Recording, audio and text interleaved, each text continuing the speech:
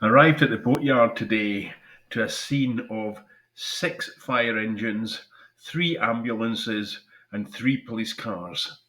Stay tuned to find out why.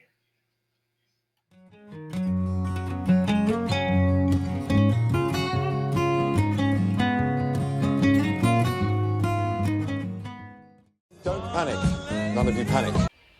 So as it turns out, it was an emergency services search and rescue training exercise. So the fire brigade were there, the ambulance were there, there was divers, there was dinghies, they were pretending to search for something in the canal, they had actors playing people that had hurt themselves in an accident, and they were, I guess, practicing how to do things in a marina. But they wouldn't let me film much in case people got confused and thought it was a real thing. Can't say I blame them, confused the heck out of me at first, but it was pretty cool. Your training days are over. Time to break out the big cable. This is 6mm squared Ocean Flex, and it's for the utilities like the gulper pump, the water pump, the toilet, the horn, and all the USB sockets running along the boat. So I've just wired up the gulper pump, and I thought I'd take the opportunity.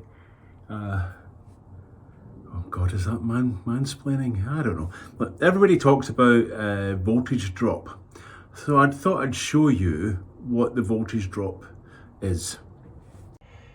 So here's my wee test battery, and it's showing it is 12.9493 volts. So these are the USB sockets and the cigarette lighter sockets we're going to have around the boat. Just a few of them, but you can see this one's got a voltmeter on it. It's also got an on-off switch, which is important. But it's 12.7, so it's gone from 12.9 to 12.7 as a voltage drop. It's not a lot, but it's just to demonstrate what it is. If I go further up the boat, that will probably drop down a bit more. And then you get into the realms of if your battery's down at all, it could impact.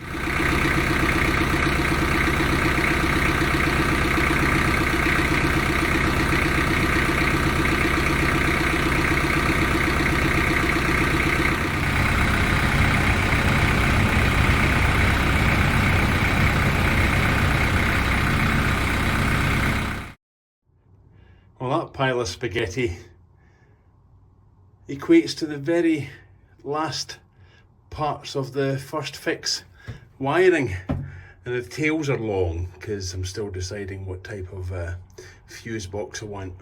But I've decided that the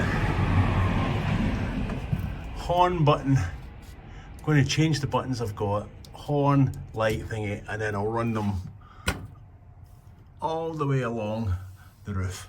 So now I have to spend a few hours cutting a trough out from the ceiling battens. It cuts down on the length of the cable by about 4 meters. But I need to do it anyway because the solar cables, that's where they're going to run. So I may as well do it now and get it over with.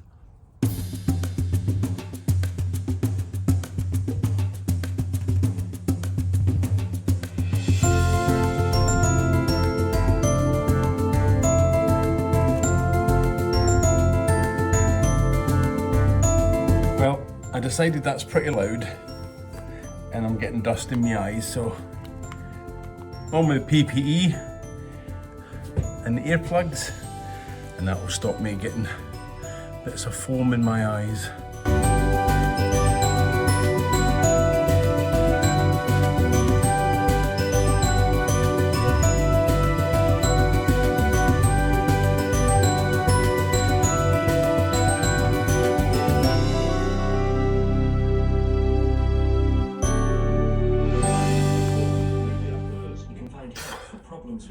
Last time I didn't wear these. Hang on.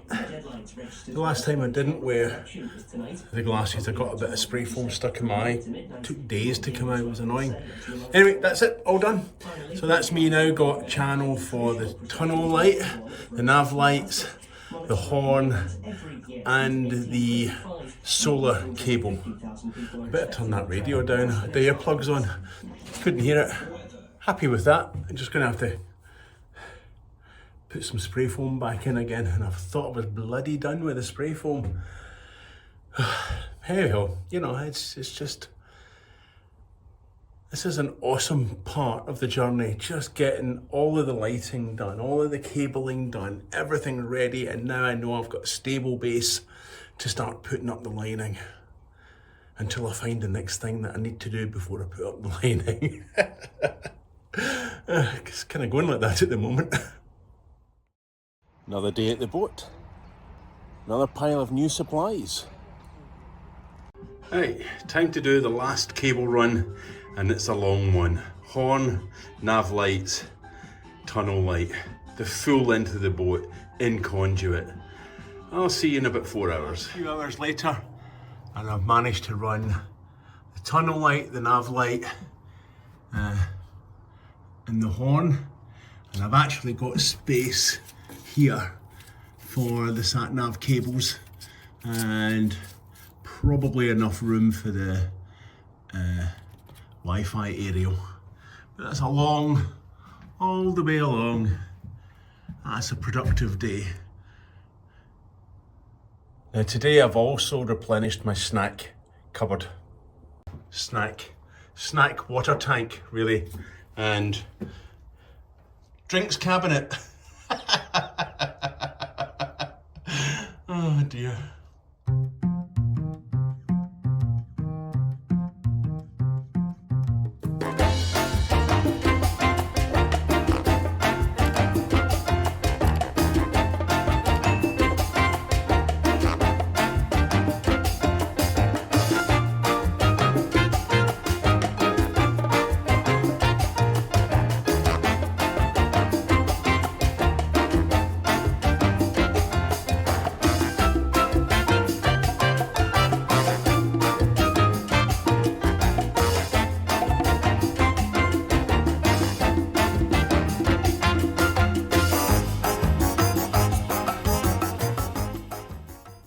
Another day, more wiring. Actually, this time I'm wrapping up the wiring because all the cables are run. I'm just now putting everything in conduits, which I have run out of. Typically, why is it whenever you start a bloody job and you think you've got enough, maybe it's just me, never have enough. I would say though, if you can afford it, find one of those wiring loom companies. I think one of them's called Loom Tech, but I don't really know them very much. Yeah, so they'll make up the loom for you in all the conduit, and I reckon it will save you, well, what have I been, 10 days? 10 days of just running wire. I don't mind it, I actually quite enjoy it. I'm kind of sad. It's not so much running the wire, it's all about the labelling up, making sure where everything goes correctly, heat shrinking. Oh, try to heat shrink with one hand. Yeah, I'll finish that when I put the camera down. And another wee tool I've had for ages, it's a butane gas, like a cigarette lighter. Heat shrink heater. It's dead handy, it means you don't have to carry about a big heat gun with an electric cable on it. You just need to make sure you've got a little can of lighter fluid and fill it up. Quite a handy wee thing. Now I think I said before I left all the cables long because I wasn't quite sure what I was going to do with the fuse box. So example, the horn and the nav lights, I was going to put on the Morse control, but I've decided it would be neater for me to put them there. So I had already wired it up, a big long thing. Yes, it's wasteful, tough, that's just the way it goes. So in here originally I was thinking about putting a consumer unit in with breaker switches for 12 volts. Like this. or a boaty style one like that. But I'm still completely undecided, and there's pluses and negatives of each way. The consumer unit style, they're nice and neat and they can sit at the back of the electric cupboard, but you know, if anything blows, you'll have to open the cupboard and go in. Not that anything's going to blow, let's be honest. But they're quite neat. The challenge with them is you have to find the right circuit breakers. There are AC rated circuit breakers, and there are DC rated circuit breakers, and there are AC plus DC rated circuit breakers. And the reason they're different is quite technical, but basically it's the arcing, I think, that's the problem with the AC ones. So you have to find the right ones, which quite challenging to get hold of at the moment. And the other thing is that the recreational craft regulations, the RCR, or used to be the RCD, it states, unlike the BSS, but the RCR states that when you've got shore power coming in, you have to have an MCB or a switch, effectively, that tells you when shore power is available and you've actually activated it. So it needs a standard MCB, but it needs some lights on it, like this one. And the reason I'm juggling about whether I use the consumer unit style or the boaty style is really cosmetic. The boaty style and that switch for shore power would look similar. If I have the consumer unit at the back of the cupboard, I still need to put the shore switch at the front of the cupboard because it's got its lights and it has to show its correct polarity and it has to show that the power is available. You cannot on a boat run two different sources of AC power at the same time. That's the crux of it. That's the safety element of it. So if you're on shore power, you cannot have inverted battery power. It has to be a straight run through your charger to your batteries and to your mains sockets. It cannot go through an inverter. Kind of obvious, really, but that's the logic behind the two different methods. So I left the cables long because I'm still kind of deciding which one to go with, and it is cosmetic. It's nothing. There's nothing technical in there at all. It's just, how do I want to build the electric cupboard? Do I just want to open a cupboard and shove all the electrics in the back and get it all boom, boom, boom, boom, boom, all done? Or do I want to try and make a bit of a fancier cupboard which has to be inset and then a door that opens and yeah, still thinking about that one. I've been thinking about that one for weeks. And I'm pretty sure if I had made this decision sooner, I wouldn't have run out of cable because I wouldn't have made them all so bloody long.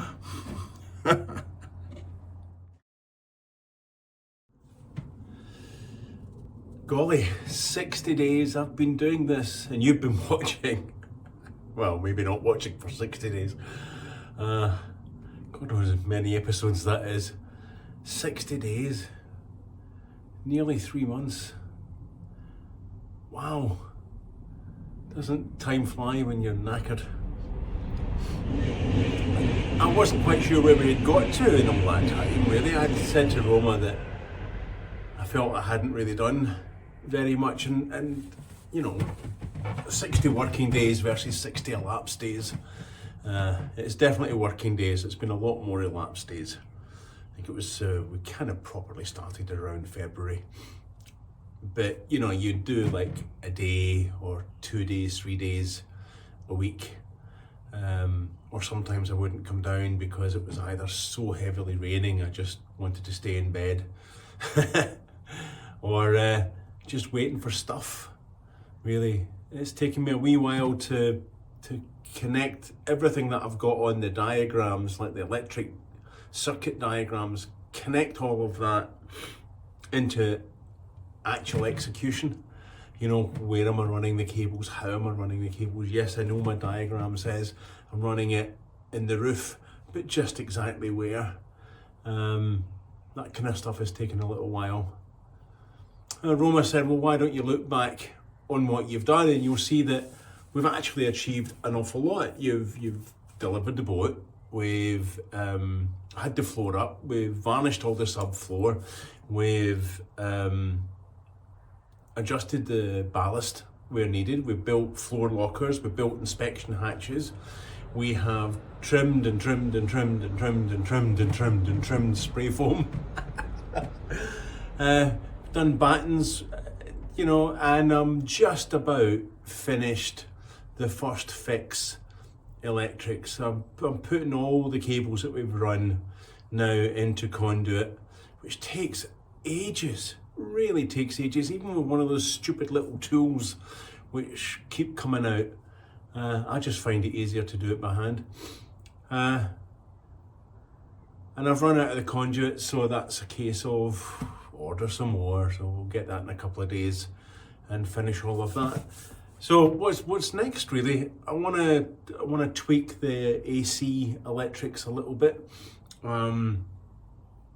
We've decided that we should have a socket inside the seat of the dinette, just in case we end up putting a little freezer in there, or a printer or something, battery chargers, you know, for power tools. So I want to add that into the dinette seating area, and I wasn't going to have a 240 volt TV in the bedroom, but we've decided we may as well, and I'll run the 240 for that. But minor tweaks, I can do that might do that tomorrow. So everything's wired up. The bit that I've stopped on is the starboard side USB sockets. There's going to be four of them. But again, because I've made the cables way too long, I've left myself short, so I've just ordered some more cable. That's bloody expensive. I've spent about £800 in cable and conduit and clips and connectors.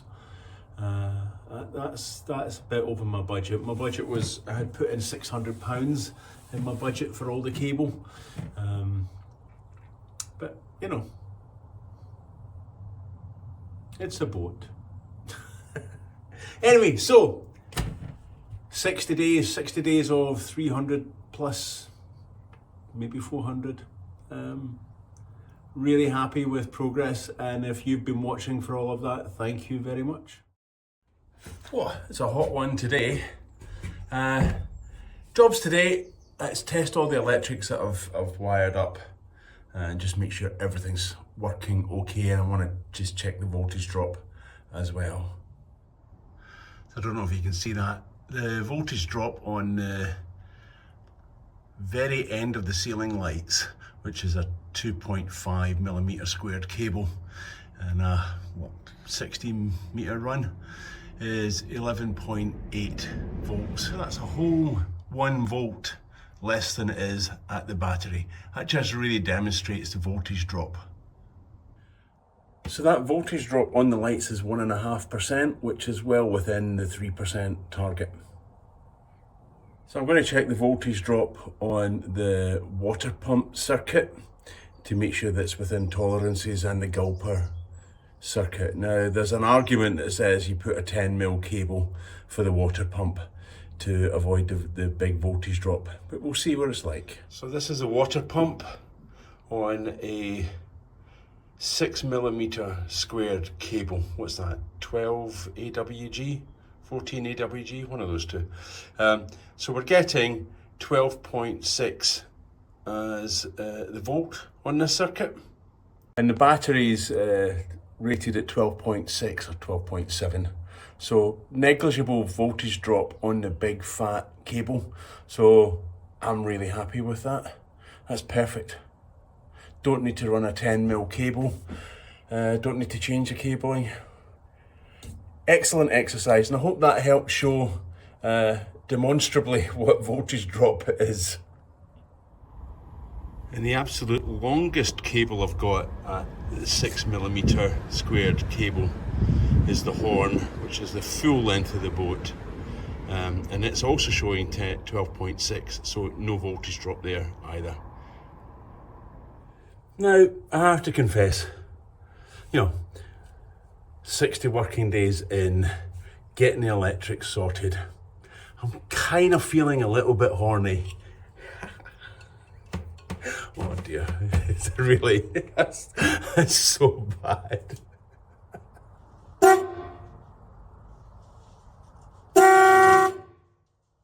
Right then, needs satisfied, I'm no longer horny. Oh God. Dad jokes, kids hate me. So just testing the tunnel light. I bought this one because it's 18 watt. You don't really want a tunnel light that's huge number of lumens, so that you're just dazzling the boats in front of you in a tunnel, which is dark anyway, and you really don't want to dazzle anybody. So you kind of turn your light to the side so that you're not getting dazzled by effectively a headlight. So these are 18 watt 6 LEDs, but I'm not so sure about them. Guess the trick with tunnel lights is you need spread of light, and these seem more of a spotlight. Not so sure. I've had a look at some of the tunnel lights on the Chandlers, and paying £70 for an LED light when the equivalent in every other place is £20 just grates a little bit. I might increase it to 27 watts, but I don't know. What do you think?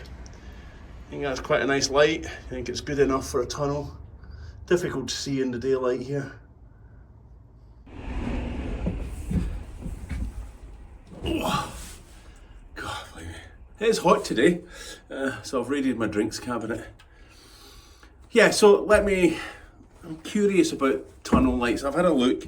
I liked them because they would fit under the lip at the front of the boat. So I wanted a small footprint light. But it really is that for a tunnel, I'm guessing, because it's not written down anywhere, I'm guessing you want spread of light, and I think that's a little bit focused. More of a kind of a car fog light, I think. Or one of those lights that you put at the top of your trucks just to give you more light as a focused beam. Maybe it needs two, I don't know.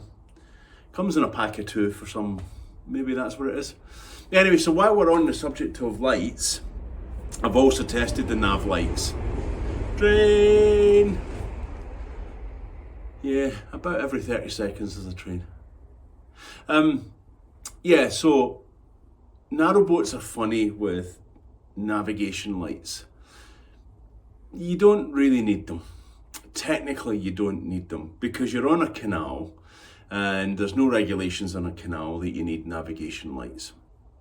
But we wanna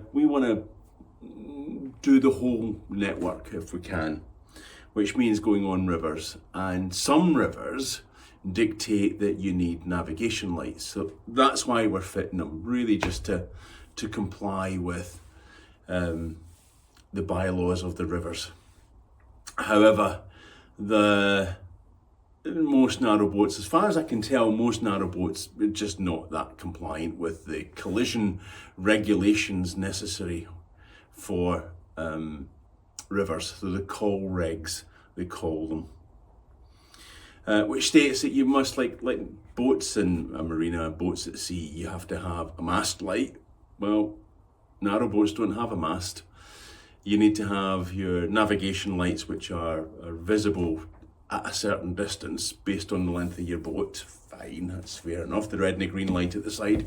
And a stern light at the back. You also need an anchor light. Well, don't need one of them. So I think I can get away with if need be, I can put a mast light on a stick and magnetic pole and stick it on the roof. You know. But the stern light's an interesting one. And if you think about it, if you're in a tunnel, some people put their navigation lights on in a tunnel. Fine, you know, the red and the green light isn't going to dazzle any boat coming towards you. But the stern light is a bright white light. So to anybody behind you, it could look like a tunnel light. So it could look like the boat's coming forward. So we are going to have a stern light because we want to make sure that we comply with regs, but I won't be putting them on in a tunnel. I think that's, well, unless we're on our own and there's nobody behind us, I suppose. But yeah, that I can see that having a white, bright stern light in a tunnel would confuse anyone behind you. So the last thing I've got to do today is finish off wiring the 12 volt circuit. Again, that's a radio on the port side and a radio on the starboard side. And I'm just going to put in some USB sockets. This one is lovely, it's really nice.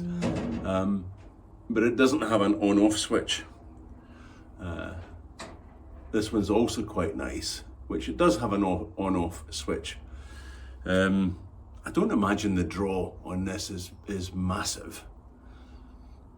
And I quite like it, it's quite pretty. But my gut feel is get an on-off switch, because then you can switch them off so there's absolutely zero draw. I don't know, I think I'll use both of them somewhere. Maybe this in the saloon where it's visible and this in the bedroom.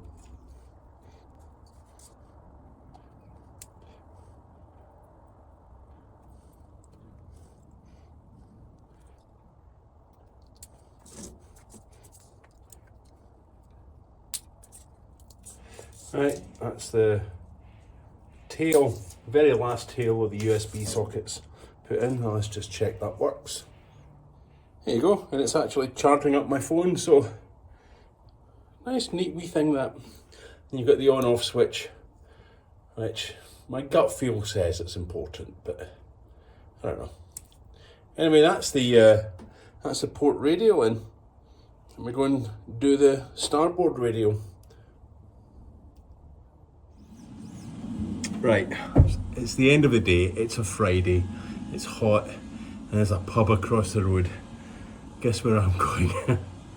So we're going to wrap up this week's episode here. It's been a very successful week. Had it not been running out of cable, we would have finished all the electric. So a day or so next week, we'll get all of that complete, which I'm really happy about. It's a pity, I really wanted to say DC electrics are all done, but you know, what can you do? So at least now I've got a list of jobs for next week. There's a few touch-ups that I want to do on the outside. See, I'm tired. My brain's just gone completely blank. Let's wrap the bloody thing up. Thanks for watching. Thanks for liking. Thanks for your subscriptions, much appreciated. And if you haven't subscribed, click the subscribe button below and the little notification icon, and you'll get a notification. Just waiting for the train. You'll get a notification when we publish videos, typically every Monday, on occasion a Sunday when I get the date wrong. Until next time.